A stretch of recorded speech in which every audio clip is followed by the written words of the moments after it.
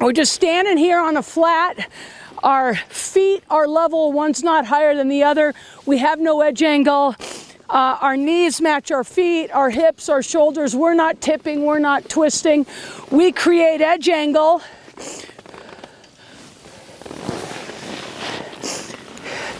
The inside leg shortens, just like we're stepping up onto a box.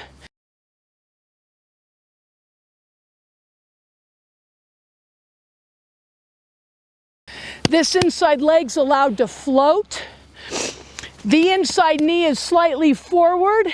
It definitely is higher, but I need to create angles in my body to stay balanced with that primary dominant outside foot.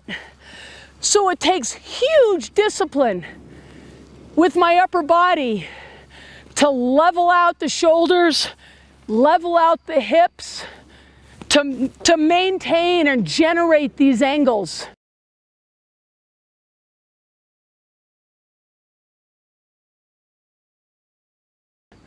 So that we're not like this and lose the weight on that outside ski.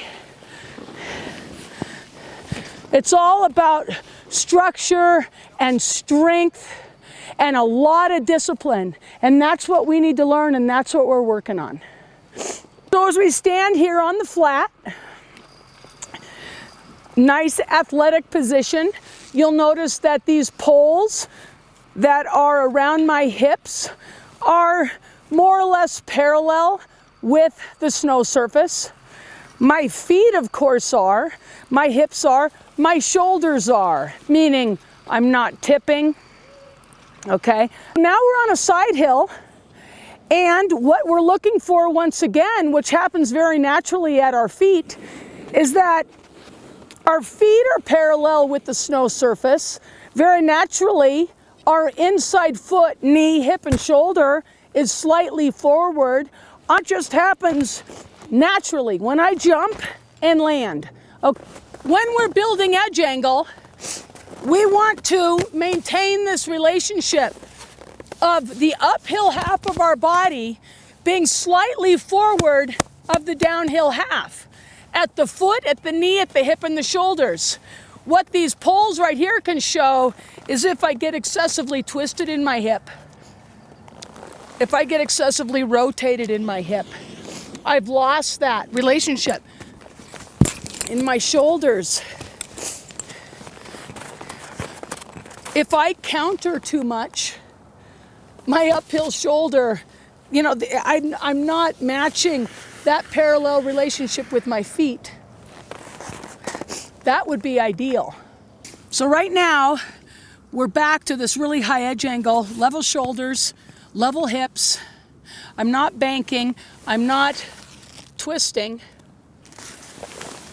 I'm not excessively countered. Let's take this into some exercises now. Putting both of our hands on our outside knee, creating edge angle, and that's gonna force the relationship of our upper body along with our feet and our knees. It's subtle, but it's in the proper position as opposed to rotated or excessively countered. This right here doesn't allow that.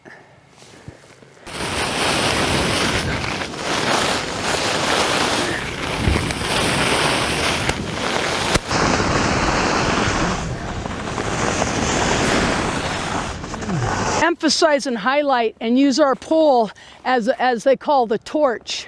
So our uphill hand is where we're holding the pole. Our pole is forward and it's higher than our downhill hand. Our downhill hand will just go on our hip, okay?